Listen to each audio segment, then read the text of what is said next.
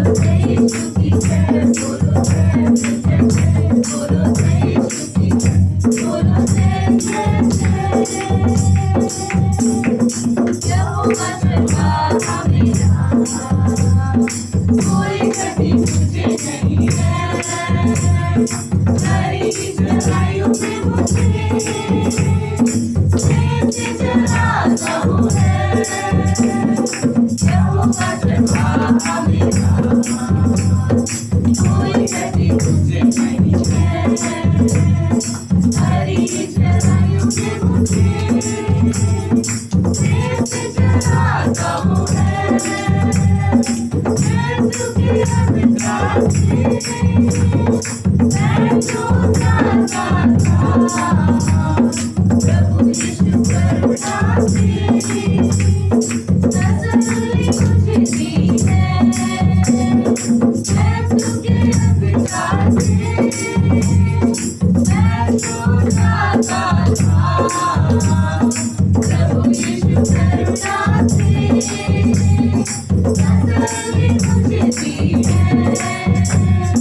यहोवा सरहा मेरा कोई गति मुझे नहीं है।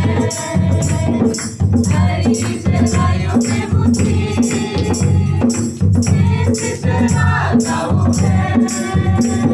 शत्रु के सामने इनको बिठाता है।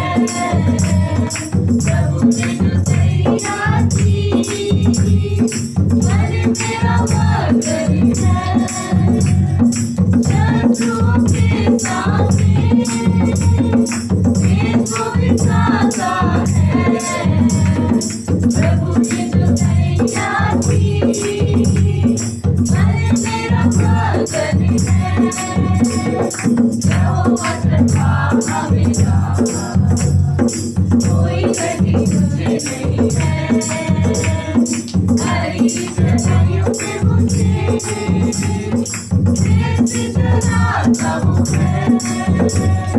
सिर पर तेल भरा है। अभिषेक मुझे किया है। दिल मेरा भर गया है और उमड़ी रहा है। सिर पर तेल भरा है। अभिषेक मुझे किया है। दिल मेरा भर गया है और उमड़ी रहा है। यहोवा सरहा मेरा कोई गति मुझे नहीं है। हरी जगहों में मुझे कैसे चलाता वो है। सर्वदा प्रभु के घर में करूँगा निवास मैं। करुणा बनाई उसकी आनंद मुझे करती है। सर्वदा प्रभु के घर में करूँगा निवास मैं। करुणा बनाई उसकी आनंद मुझे करती है। यहोवा सरहा मेरा कोई गति मुझे नहीं है। हरी जगहों में मुझे कैसे चलाता वो है। यहोवा सरहा मेरा कोई गति मुझे नहीं है। हरी जगहों में मुझे कैसे चलाता वो है। हाँ प्रभु जी, आप हमारे चरवाहो पिता परमेश्वर। आप हमें हरी चराइयों में चराते हो पिता परमेश्वर। सुखदाई झरने के पास ले जाते हो पिता परमेश्वर। आपने पिता परमेश्वर मृत्यु के अंधकार से हमें छुड़ाया है प्रभु जी। इसके लिए धन्यवाद देते प्रभु जी। सारी सृष्टि के मालिक आप हो पिता परमेश्वर। हम आपके हाथों की रचना है प्रभु जी। हाँ प्रभु जी, आप पिता परमेश्वर महान हो पिता परमेश्वर। हम आपकी आराधना करते पिता परमेश्वर। पिता परमेश्वर धन्यवाद देते पिता परमेश्वर। इस सृष्टि पर पिता परमेश्वर हमें रचने के लिए पिता परमेश्वर हम आपका धन्यवाद देते हैं पिता। हम पिता परमेश्वर आपकी आराधना को करते हैं प्रभु जी। हाँ प्रभु जी। सारी सृष्टि के मालिक तुम ही हो। सारी सृष्टि के रक्षक तुम ही हो। करते हैं तुझको सादर प्रणाम। गाते हैं तेरे ही गुणगान। सारी सृष्टि के मालिक तुम ही हो। सारी सृष्टि के रक्षक तुम ही हो। करते हैं तुझको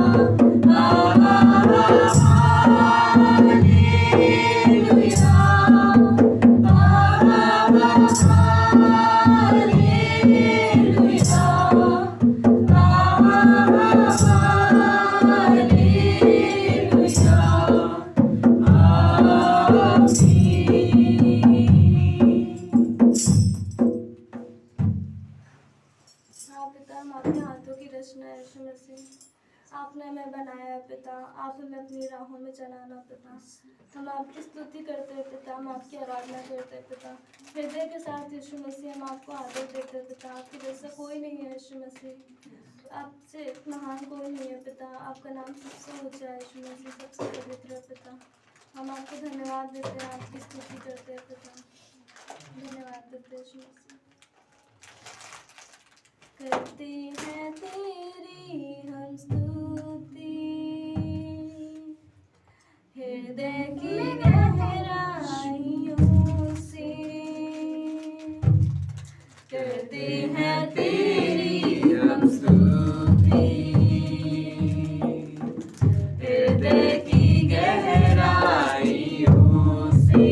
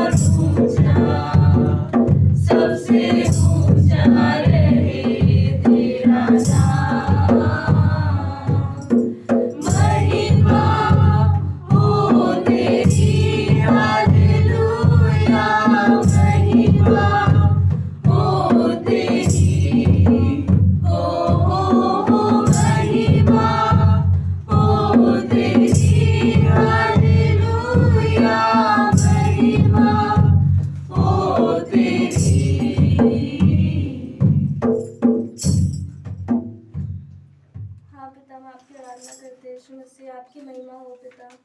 आपका नाम सबसे महान है यीशु मसीह। इस आराधना के लिए हम धन्यवाद देते हैं पिता। हम प्रार्थना करते हैं पिता, आगे के सारे समय को आपके हाथों में देते हैं यीशु मसीह। अच्छा संदेश हो पिता, आप हम सबके हृदय से बातें करना पिता। आगे जो भी चीज़ें होंगी पिता, आप अगुवाई करना यीशु मसीह। प्रार्थना यीशु मसीह के नाम से मांगते हैं, आमीन। क्रूस पर जान देकर, मुझको पहचान देकर, प्यार ये ऐसा तूने मुझसे है किया। भूलूंगा ना कभी मैं तुझसे ही हूँ मसीह मैं। जीवन ये मेरा तुझे अर्पण कर दिया। क्रूस पर जान देकर, मुझको पहचान देकर, प्यार ये ऐसा तूने मुझसे है किया। भूलूंगा ना कभी मैं तुझसे ही हूँ मसीह मैं। जीवन ये मेरा तुझे अर्पण कर दिया। वतन की स्तुति आया हूँ मैं तेरे पास प्रभु। हो कबूल तुझको मेरी हर सांस यीशु। वतन की स्तुति आया हूँ मैं तेरे पास प्रभु। हो कबूल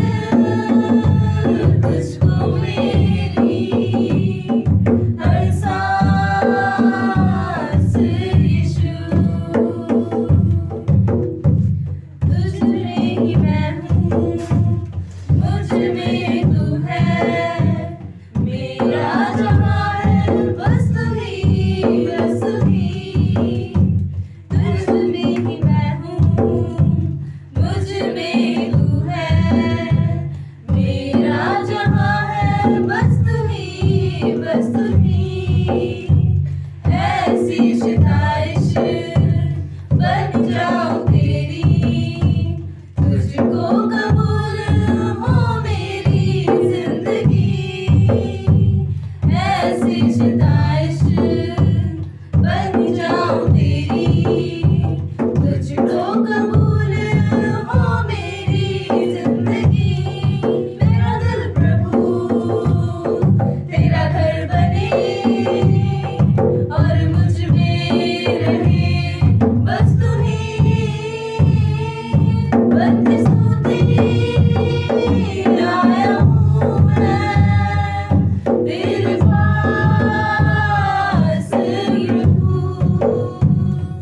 हो कबूल तुझको मेरी हर सांस यीशु। एक माटी सा तेरे हाथों में सौंपता खुद को मैं हूँ, हाँ प्रभु। एक माटी सा तेरे हाथों में सौंपता खुद को मैं हूँ, हाँ प्रभु। मर्जी हो जैसी तेरी प्रभु जी, मुझ में हो ऐसा हाजिर मैं हूँ। मर्जी हो जैसी तेरी प्रभु जी, मुझ में हो ऐसा हाजिर मैं हूँ। जो तू कहे वही मैं करूँ, ऐसा जीवन मेरा हो प्रभु। भर के स्तुति आया हूँ मैं तेरे पास प्रभु, हो कबूल तुझको मेरी हर सांस यीशु। बन के स्तुति आया हूँ मैं तेरे पास प्रभु, हो कबूल तुझको मेरी हर सांस यीशु। तो परमेश्वर की महिमा हो। बहुत अच्छा क्रिसमस का समय था। हाँ, सबने एंजॉय किया, सबने आनंद किया, राइट। और हम सब जानते हैं, हमने बात भी कई बार 25 दिसंबर को क्रिसमस मनाते हैं, राइट, मनाया जाता है। मगर 25 को यीशु का जन्म हुआ नहीं। मे भी हो भी सकता है, मतलब कोई गारंटी नहीं है कि 25 को ही हुआ। हाँ, नज़दीक का समय जैसे हम लोग बात कर रहे हैं। और वो आया हम सबके पापों को लेने के लिए, हम सबको उस गुनाह से जो आदम के द्वारा हुआ था, जो हमें जन्म से मिला था, उससे बचाने के लिए। और इसीलिए उसके जन्म को हर्षोल्लास से मनाते हैं। बड़ा दिन बोलते हैं ना, बड़ा दिन। बड़ा दिन इसलिए नहीं है कि उस दिन बड़ा हो जाता है। बड़ा दिन इसलिए है कि पूरी दुनिया जो पाप से ग्रसित थी, जो परमेश्वर से अलग होकर के नर्क जा रहे थे, परमेश्वर ने अपने पुत्र को भेजकर इस धरती पर उससे छुटकारा दिया। तो जब वो जन्मा, इसीलिए वो उद्धार करता है, इसीलिए वो जन्मदिन मनाते हैं हम लोग, इसीलिए हम मसीह का जन्मदिन मनाते हैं। तो चलिए संदेश में जाएंगे और मरकुस का दूसरा अध्याय 21 और 22 पढ़ेंगे। मरकुस का दूसरा अध्याय वचन 21 और 22। यहाँ पर इस प्रकार लिखा है, कोरे कपड़े का पैबंद पुराने वस्त्र पर कोई नहीं लगाता, नहीं तो वो पैबंद उसमें से कुछ खींच लेगा, अर्थात नया पुराने से, और वो पहले से अधिक फट जाएगा। नए दाखरस पुरानी मस्कों में कोई नहीं रखता, नहीं तो दाखरस मस्कों को फाड़ देगा और दाखरस और मस्कें दोनों नष्ट हो जाएंगी, परंतु नया दाखरस नई मस्कों में भरा जाता है। आइए प्रार्थना करते हैं। पिता धन्यवाद देते हैं परमेश्वर आपकी दया और करुणा के लिए। प्रभु यीशु इस समय को आपके हाथों में सौंपते हैं परमेश्वर, पिता ये आपके देह हैं प्रभु। और परमेश्वर आपने हमें अपनी विषय में लगाया है प्रभु यीशु, हम आपकी ओर देख रहे हैं। आने वाला संदेश आपकी ओर से हो और हमारे लिए हो परमेश्वर, आशीषित समय हो पिता। धन्यवाद देते हैं प्रभु, आपकी कवरिंग मांगते हैं, हर एक के हृदय की सुरक्षा मांगते हैं परमेश्वर, और अपने ध्यान को आपकी ओर लगाते प्रभु, अपने हृदय की भी तैयारी करते प्रभु, क्योंकि आप हमारे बीच में हो प्रभु। अगर हम विश्वास की नज़रों से देखें तो परमेश्वर हम देख पाएंगे कि आप हमारे साथ हैं हमेशा, हर घड़ी। धन्यवाद प्रभु, आपकी महिमा हो, हर एक को ब्लेस करना यीशु के नाम से मांग, आमीन। बस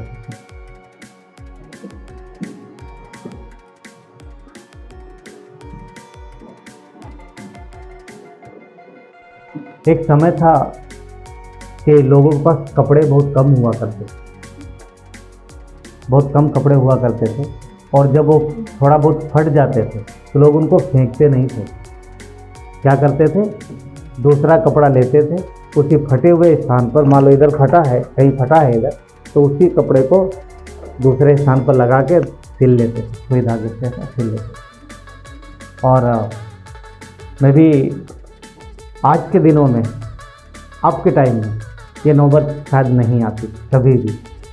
पहले फटे हुए कपड़े को भी नहीं फेंकते हैं, आज तो इंतज़ार ही नहीं करते लोग फटने का, उसके पहले ही फेंकते थे। 2-4 बार पहना, 4-6 बार पहना, हाँ नहीं अच्छा लगा, गया कूड़े में, राइट।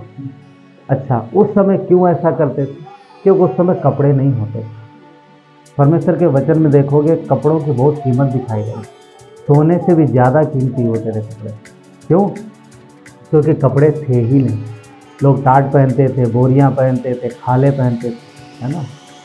पर यीशु के समय में तो ये सारी दिक्कतें थीं, और जिसके पास कपड़ा होता था, शायद राजा के पास ही कपड़ा होता था, वो भी हाथ का बुना। हाँ, ऐसा समय था।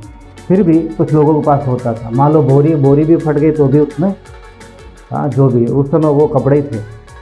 तो यहाँ कह रहा है कि कोई जो नया कपड़ा है, अगर पुराना फट गया है कपड़ा, तो कोई नए कपड़े का उसमें नहीं लगाता था पैबंद।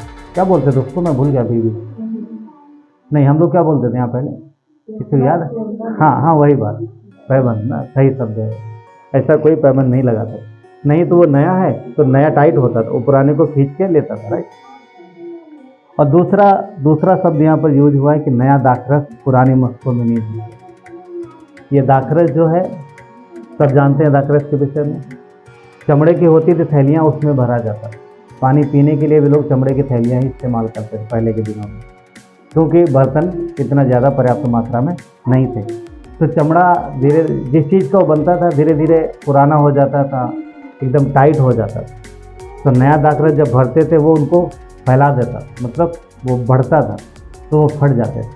तभी यीशु बोल रहे हैं कि इन्होंने यहाँ पर एक बात सिखाई है, यीशु मसीह ने ये संदेश दिया है। और फरीसी जब उनसे बात कर रहे थे तब यीशु ने बात कही है, तब यीशु ने बात कही है कि नया दाखरस जो है नई मस्कों में भरो, और पुराना पुरानी में। और जो पुराना जो कपड़ा है अगर फट गया है तो उससे पुराने कपड़े का ही पैबंद है, नए का लगाओगे तो नहीं होगा। दरअसल एक शिक्षा थी जो दी जा रही है। आज के टाइम में भी देखते अगर पुरानी कुछ चीज़ें हो जाती हैं तो टूट जाती हैं, पुरानी चीज़ें, जैसे कि रबड़ या प्लास्टिक का मग, घर में सबके होता है ना, टब पुराना हो गया, अगर ज़्यादा उसमें भर देते उठाने लगे तो डर लगा रहता है हमें कब ये टूट ना जाए ना, कई बार होता है।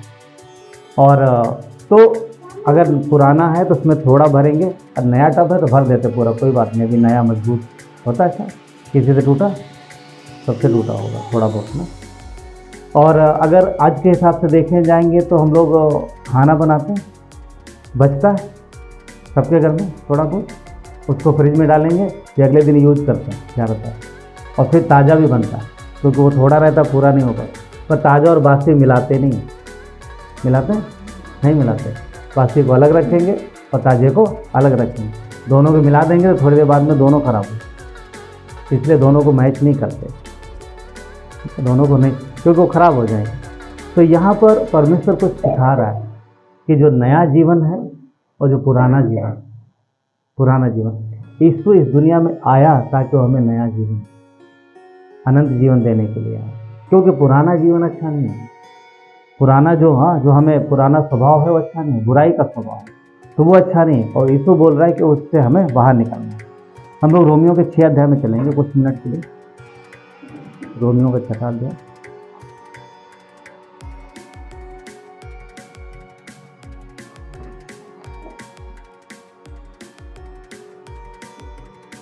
रोमियो का अध्याय 6 से 8 देखेंगे।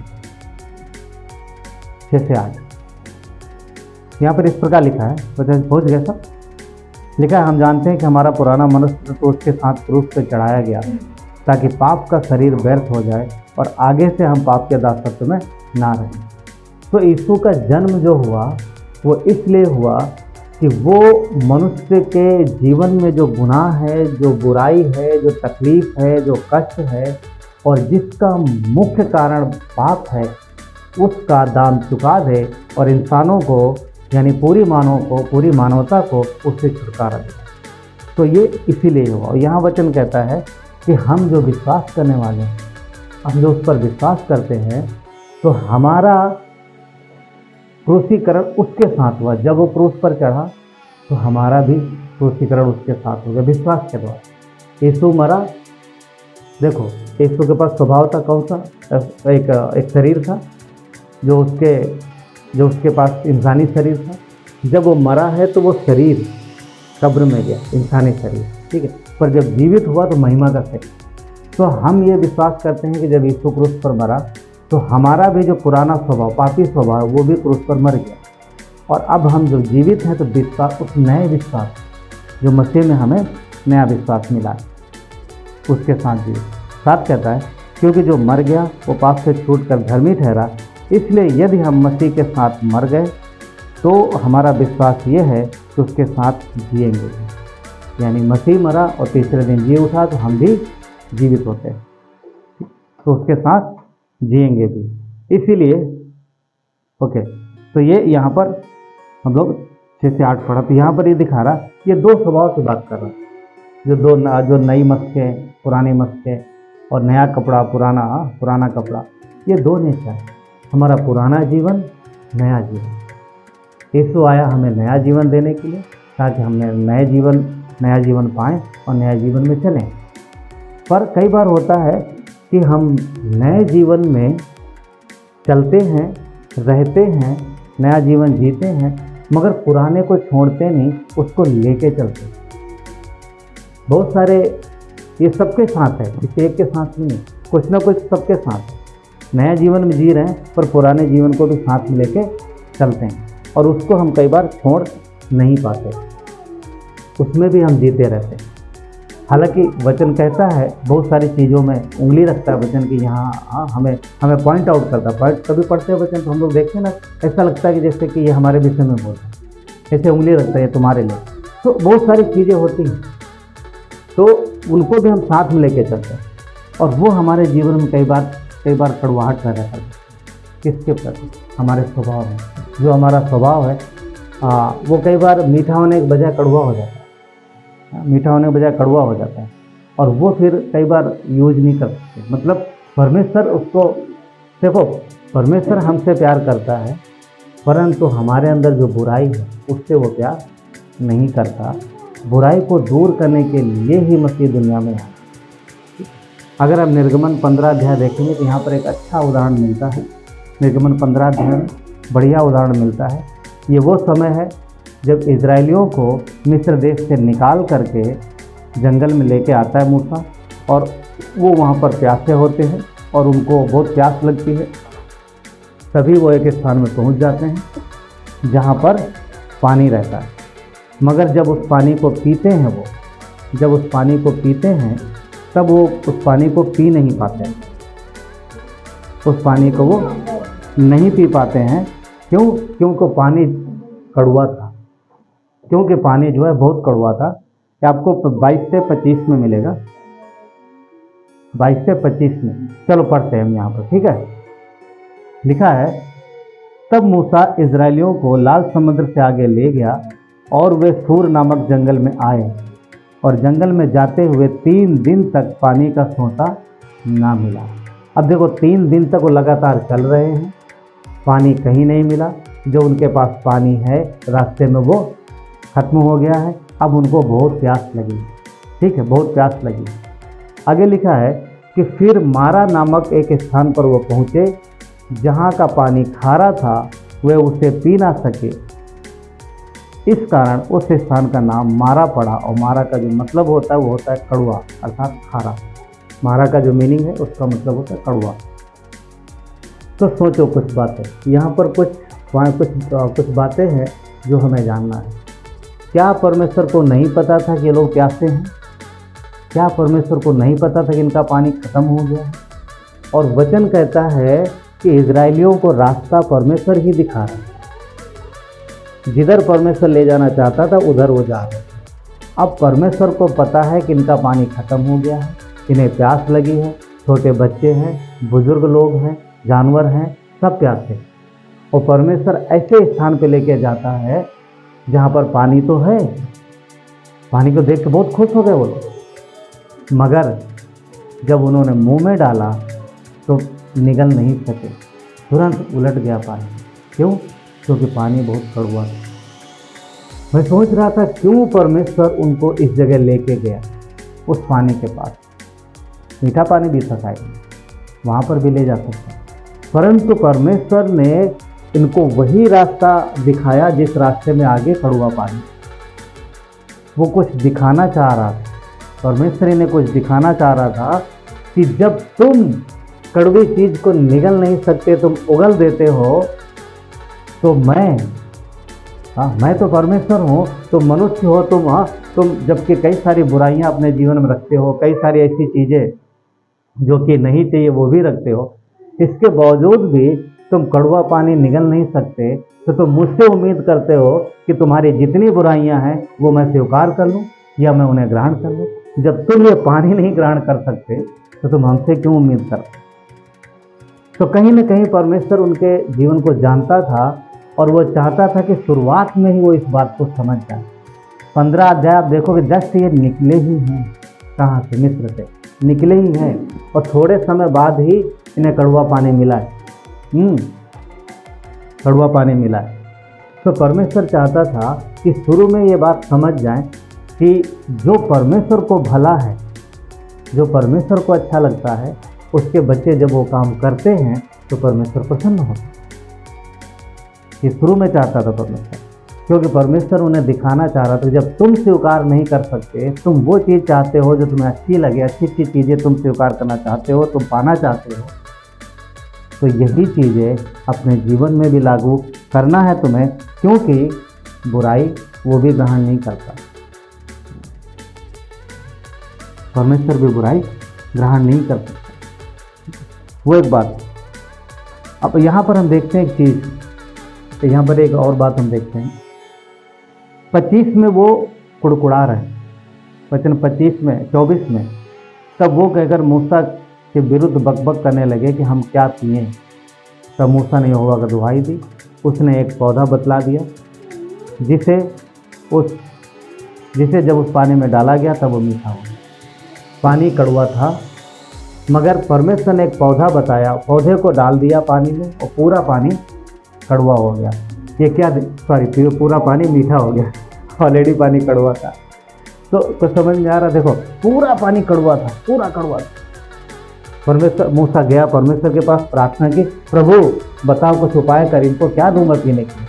परमेश्वर ने उसको बोला, वो देख उधर झाड़ी में एक पौधा है, उसको काट के लेके आ, तो पानी में डाल दे।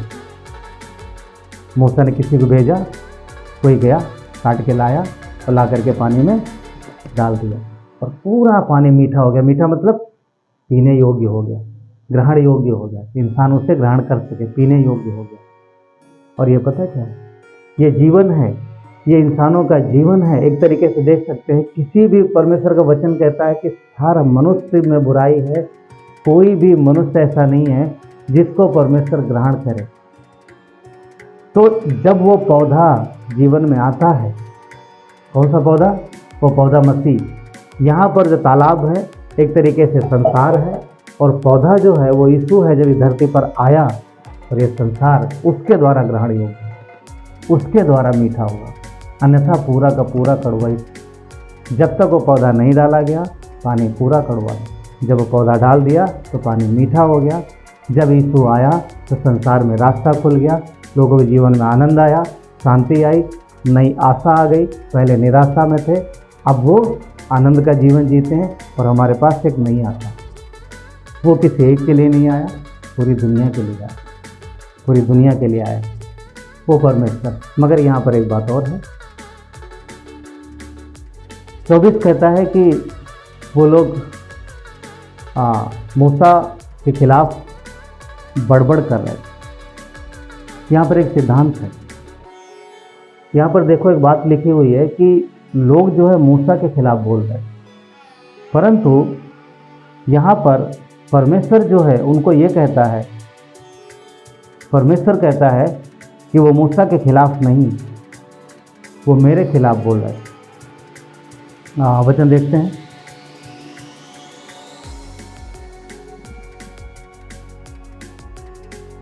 नहीं यहाँ नहीं, एक्चुअली दूसरी जगह है, ठीक है।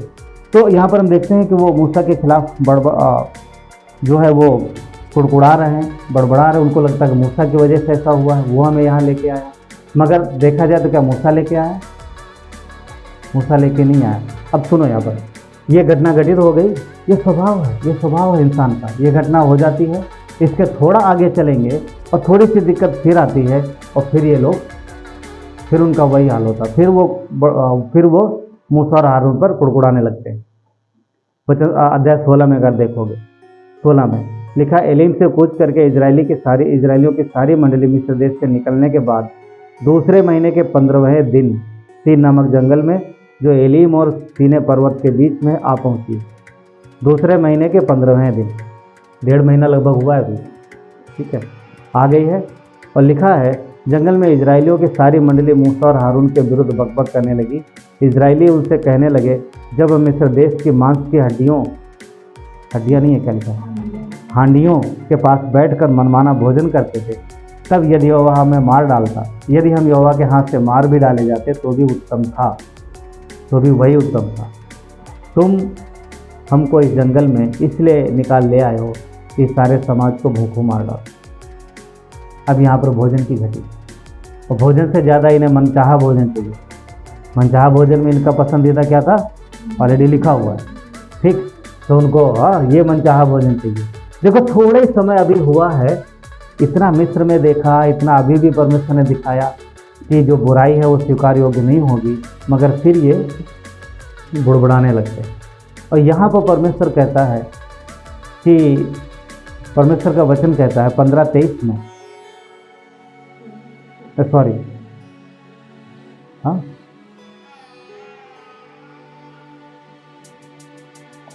नहीं 16 का 7 में, 15:23 में, 16 के 7 में देखो क्या लिखा है। 16 के 7 पढ़ते, यहाँ पर लिखा है कि भोर को तुम्हें यहोवा का तेज देख पड़ेगा, क्योंकि तुम यहोवा पर बुड़बड़ाते हो और वो सुनता है। यहाँ पर एक बात है, देखो समझने वाली कुछ बात यह है कि वो किसके खिलाफ बोल रहे थे। वचन 2 कहता है कि वो मूसा और हारून के विरुद्ध बकबक करने लगी पूरी मंडली, ठीक है। किस पर दोष लगा रहे हैं? मूसा और हारून पर। मगर वचन 7 में क्या लिखा है, तुम यहोवा पर बुड़बुड़ाते हो और वो बुड़बुड़ाना सुनता है। क्या किसी ने परमेश्वर के ऊपर उंगली उठाई? नहीं लिखा वचन। वो लोग मूसा और हारून पर बुड़बुड़ा रहे थे, मूसा और हारून पर कुड़कुड़ा रहे थे, और ये कह रहे थे तुम यहाँ हमें लेके आओ, क्या तुम मार डालोगे मुझे? मगर वचन 7 कहता है तो मूसा हारून पे नहीं, वो परमेश्वर के ऊपर दोष लगा रहे थे एक तरीके से। तो यहाँ पर एक सिद्धांत ये निकलता है कि परमेश्वर उन्हें नहीं, मूसा और हारून उन्हें नहीं लाए थे, उन्हें परमेश्वर लाया था। तो जब वो लोग मूसा और हारून के ऊपर दोष लगा रहे थे, तो इनडायरेक्टली वो परमेश्वर पे दोष लगा। तो कलीसिया का सिद्धांत यही है कि कलीसिया परमेश्वर की है, और जो अगुवे ठहराए जाते हैं वो भी परमेश्वर की ओर से ठहराए जाते। तो कई बार हम लोग ये गलती कर जाते हैं कि अनजाने में, अरे पास्टर जी ने हमें ये नहीं बोला या हमें ये नहीं हुआ। कई बार हम लोग ऐसा करते हैं मैं आपको किसी को ब्लेम नहीं लगा रहा हूँ, बता रहा हूँ, मैं तो सिद्धांत सिखा रहा हूँ कि कई बार अनजाने में लोग अगुओं पर दोष लगाते हैं। और परमेश्वर का वचन कह रहा है कि जिन्होंने अगुओं पर दोष लगाया, वहाँ पर लिखा है, परमेश्वर ने बोला तुमने मेरे ऊपर दोष लगाया। तो ये ध्यान रखने वाली बात है। सिद्धांत ये है कि हमें किसी भी सेवक के प्रति कभी भी अनजाने में भी कुछ बोलने की ज़रूरत नहीं है, क्योंकि वो सीधे परमेश्वर की ओर जाता है। और वचन यहाँ लिखा है कि परमेश्वर सुनता है। 7 क्या कहता है, 16 का 7 लास्ट में लिखा है, क्योंकि तुम जो यहोवा पर बुड़बुड़ाते हो वो सुनता है, वो सुनता है। तो हमारी बातें वो सुनता है, हम सबकी। तो इसलिए और वचन 15 का 23 कहता है, वो पानी जो कड़वा था मीठा हो गया है। वो से मुँह में कड़वा था, और जब वो पीने लगे तो वो पी नहीं पाए, पानी उनके मुंह से निकल गया। तो जो पुराना पापी स्वभाव है, एक्चुअल में जो पुराना पापी स्वभाव है वो परमेश्वर को ग्रहण योग्य नहीं, यानी जो बुराई है वो परमेश्वर कभी ग्रहण नहीं करता और वो स्वीकार नहीं करेगा, वो उगल देगा। प्रकाशित वाक्य के 3 अध्याय में भी वचन 16 में, प्रकाशित वाक्य 16 और 3 अध्याय वचन 16 के बी पार्ट में कहता है कि मैं तुम्हें उगलने पर हूँ। तो क्या उगलने पर है? क्यों? क्योंकि जो लाइफ है, जो हमारा जीवन है, जब ग्रहण योग्य होता है, जब स्वीकार योग्य होता है, तो परमेश्वर हमें ग्रहण करता है, तब परमेश्वर हमें स्वीकार करता है। नहीं तो क्या होता, पानी कड़वा कब होता है? जब पानी में कुछ ना कुछ चीज़ें, कभी पानी, कई जगहों पर पानी खारा होता है ना, कई ज़्यादा ही खारा होता है, वो स्वीकार योग्य नहीं होता। ऐसा कई बार जीवन हो जाता है, कई बार जीवन होता है। क्या संसार स्वीकार योग्य था? नहीं था, पर मसीह के द्वारा वो स्वीकारा गया। कई बार लोगों के जीवन में बुराई बढ़ जाती है, बुराई सड़ने लगती, सड़ाहट पैदा कर देती, और उससे बदबू किसको आती है? कई बार आसपास के लोग परेशान होते हैं, कई बार स्वभाव की वजह से अपने परेशान होते हैं, कई बार घरों में कुछ लोगों का स्वभाव बहुत बेकार होता है, बहुत अच्छा नहीं होता, और उनको लगता है एकदम ठीक, पर उनके घर वाले बहुत परेशान हो जाते। तो हमारा स्वभाव अच्छा होना चाहिए, ताकि सब एक्चुअली, ताकि लोगों को तकलीफ ना हो, परेशानी ना हो, राइट? क्योंकि अगर स्वभाव अच्छा नहीं है, वो स्वीकार योग्य नहीं है, वो मीठा नहीं है। मीठा पानी किसको दर्शा रहा? हमारे सबके घर में मीठा पानी आता है, हम सब पीते हैं, और हमें अच्छा भी लगता है, प्यास लगे या अच्छा लगता है। तो ये स्वभाव दर्शा रहा है, ये परमेश्वर का स्वभाव है। जब हम धीरे धीरे उसको ग्रहण करते हैं, जब हम परमेश्वर के स्वभाव को लेते हैं, तो साफ हो जाता है। एक बोतल उठाना, इसमें तो साफ पानी ही है, गंदा पानी होता है ना। बढ़िया उदाहरण होता है, बढ़िया उदाहरण होता है गंदा पानी। इसमें साफ पानी भरा है, पर अगर इसमें बढ़िया गंदा पानी हो, अगर गंदा पानी भरा हो पूरा ऊपर तक, ठीक है, फिर भी आप इससे ढक्कन खोल करके साफ पानी के नीचे लगाएंगे, और जब इसमें साफ पानी जाएगा तो धीरे धीरे ये पानी बाहर आएगा, पर एक समय आएगा कि पूरा जो गंदा पानी है वो पूरा साफ हो जाएगा। तो इसको ले सकते। तो कहने का मतलब ये है, एकदम से ना सही, पर हम उसके स्वभाव को धीरे धीरे ग्रहण करते हैं। तो जब ग्रहण करते हैं तो हमारी बुराइयाँ निकलती हैं, और हम एक दिन क्लीन हो जाते हैं, और दूर से गंदा जो साफ दिखने लगता। परंतु कई बार लोग छोड़ना नहीं चाहते कुछ चीज़ों को। मैंने शायद एक कहानी सुनाई होगी, एक लड़की थी जिसको बिल्ली पसंद थी, सुनाया ना, बिल्ली बहुत पसंद थी, और वो मर गई। लड़की नहीं, बिल्ली वो मर गई। वो मरी हुई बिल्ली को भी ऐसे गले ऐसा लगा कर रखती, जहाँ भी जाती है। उसको एक तो बहुत शौक लगा, उसकी बिल्ली मर गई, फिर छोड़ नहीं रही। 15 दिन हो गए, 20 दिन हो गए, बिल्ली कब तक रहेगी? धीरे धीरे मरने सड़ने लगी, बदबू आने लगी, पूरे घर को तकलीफ होने लगी, मगर वो बिल्ली नहीं छोड़ रही, वो नहीं छोड़ रही। उससे लग रहा नहीं मुझे यही चाहिए, उसको छोड़ के दूसरी बिल्ली ले सकती। तो कई बार ऐसा होता है कि कई बार वो चीज़ें जो हैं वो इतनी पसंद होती हैं, तकलीफ़ देती हैं, बुराई पैदा करती हैं, मगर उसके बावजूद भी लोग उसे छोड़ नहीं पाते। समझ? कहने मतलब यह है कि कुछ ऐसी आदतें हो सकती हैं, कुछ ऐसे कार्य हो सकते हैं जो अच्छे नहीं हैं, हम जानते हैं अच्छे नहीं हैं, और हमें ये भी पता है कि परमेश्वर भी पसंद नहीं करता, मगर उसके बावजूद भी नहीं, मेरी प्यारी बिल्ली मैं नहीं छोड़ने वाला। होने दो तकलीफ, चाहे जिसको माता पिता परेशान हो गए, सब घर वाले परेशान हो, कोशिश भी करे वो नहीं छोड़ रहे। क्या दिखा रहा है? स्वभाव। किसी को नहीं चाहिए वो, पर उसको चाहिए क्योंकि उसे पसंद है। कई बार बुराई ऐसी पसंद होती लोगों को, हमें वो कई सारी चीज़ें हो सकती हैं, गिनाने के लिए बहुत कुछ हो सकता है, मगर परमेश्वर को पसंद नहीं है। वो सड़ाहट पैदा कर रही है हमारे जीवन में, वो कड़वा है जो ग्रहण योग्य नहीं है, वो परमेश्वर स्वीकारेगा नहीं। तो हमें क्या करना है, अगर वो बिल्ली छोड़ देती तो दूसरी बिल्ली मिल जाती है। अगर हम छोड़ते हैं उसको, उस काम को, तो परमेश्वर नया देगा। आया तो हमें नया करने के लिए, सब कुछ नया करने के लिए आया। हाँ, जो भी तकलीफ है, जो परेशानी, जो बीमारी है, पाप की बीमारी हमारे में, परमेश्वर कहता है मैं इलाज करने आया। यीशु मसीह इसीलिए यिर्मयाह 30:17 में कहता है कि मैं तुम्हारा इलाज करूँगा। यीशु मसीह इस संसार में आया हमारा इलाज करने, वो पैदा हुआ इलाज करने के लिए, ताकि जो तकलीफ है, जो परेशानी, जो बीमारी, जो सड़ाहट है पाप की, वो दूर हो और हम नए बने और नया स्वभाव, नया मनुष्य हो। कई बार कुछ लोगों ने इससे मुँह से आपने सुना होगा कि अरे यार ये पर्सन बहुत बेकार था, ये व्यक्ति पहले बहुत बेकार था, कुछ साल बाद दोबारा सुनने में मिलता है ये सेंटेंस कि अब ये ठीक, मतलब कुछ साल पहले उसका स्वभाव बहुत बेकार था पर अभी ये बदल गया, काफ़ी अच्छा हो गया। तो क्या हुआ, उसने ध्यान दिया, उसने सोचा अपने जीवन में कि लोग मुझे क्यों नहीं पसंद करते, क्यों मेरे जीवन में लोगों के द्वारा लोगों को तकलीफ है। तो जब सोच विचार किया तब उसने अपने आप को बदला और फिर मुँह से निकलता है, सुनने को मिलता है कि बहुत बदल गया, बहुत अच्छा हो गया। तो क्या है कि हमें भी सोच विचार करना है, हमें भी सोच विचार करने की आवश्यकता है, क्योंकि परमेश्वर यीशु मसीह इसीलिए धरती पर आया कि वो हमें हमारा इलाज करे, हमारे रोगों को ठीक करे। और सबसे बड़ा रोग ये नहीं है सर्दी बुखार जुकाम या जो भी ना, ये तो करते ही है। सबसे बड़ा रोग आत्मा में लगा हुआ है। जब हम उसके वचन को ग्रहण करते हैं, उसकी ओर देखते हैं और अपने आप को कोशिश करते हैं, जो बुराइयाँ हैं कि परमेश्वर इस बुराई में मेरी मदद करो, तो हम उन चीज़ों से बाहर निकलते हैं। क्यों? क्योंकि परमेश्वर बाहर निकालते हैं। दलदल में गिरा हुआ आदमी खुद को बाहर नहीं निकाल सकता, मगर जो बाहर खड़ा वो बाहर निकाले। पूरा संसार दलदल है, यीशु मसीह आया, उसने निकाला। अब जब निकाल लिया है तो कहता है कि जो तुम्हारे बाहर है अंदर है वो सबके लिए मैं पर्याप्त हूँ, पर सहायता मदद की ज़रूरत। तुम कोशिश तो करो, कोशिश तो करो। कई बार दलदल में निकला गुस्सा आदमी पकड़ेगा नहीं, रस्सी तो कैसे खींचे, उसने रस्सी फेंक जले पकड़ेगा। दलदल ना, दलदल समझते ना सब, दलदल में धंसा जा रहा, शाम बाहर वाले आदमी ने रस्सी पकड़ा, लो पकड़ो, वो पकड़ ही नहीं रहा तो कैसे खींचेगा।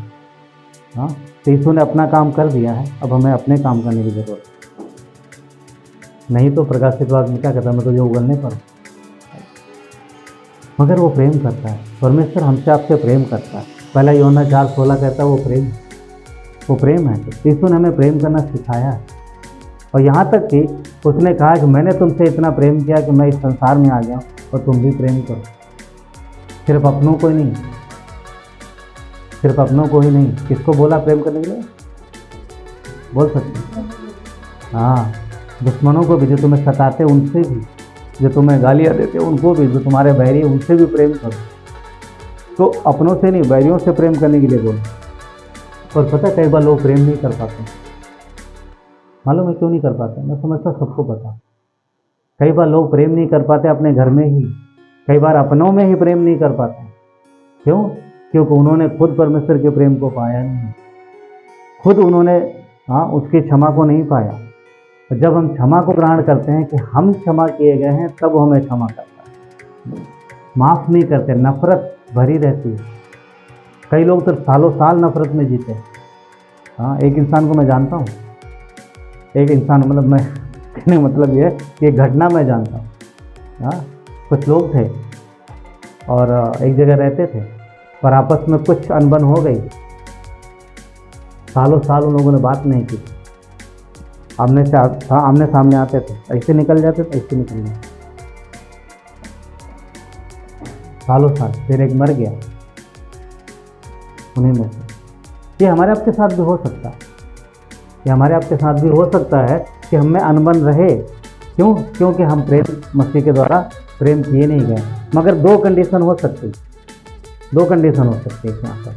अगर चलो उदाहरण लेते हैं, अगर आपके और किसी के बीच में अनबन हो गई है और आप सामने से जाके माफ़ी मांगते हो, क्षमा मांग लेते हो, फिर भी वो बात नहीं करता है, आप 2-4 बार जाते हो फिर भी नहीं बात करता है, फिर आप छोड़ दो। फिर पीछे पड़ने की जरूरत नहीं।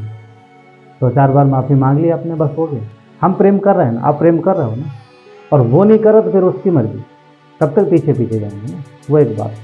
परंतु अगर हमने माफ़ी नहीं मांगी, यानी ये जानते हुए, अगर विश्वासी होते हुए भी अगर हमने नहीं माफ़ किया या नफरत दिल में रखी है या घृणा रखी है, तो फिर अच्छी बात नहीं।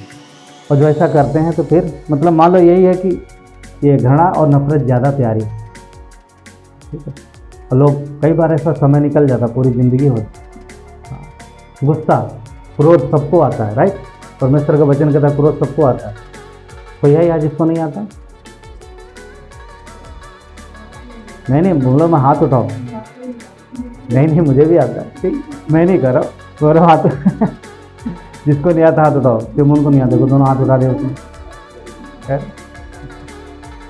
तो क्रोध सबको आता है, ठीक है, मगर क्रोध क्रोध 2 प्रकार का होता है, एक पाप का, एक पवित्र क्रोध। पवित्र क्रोध पता है सबको?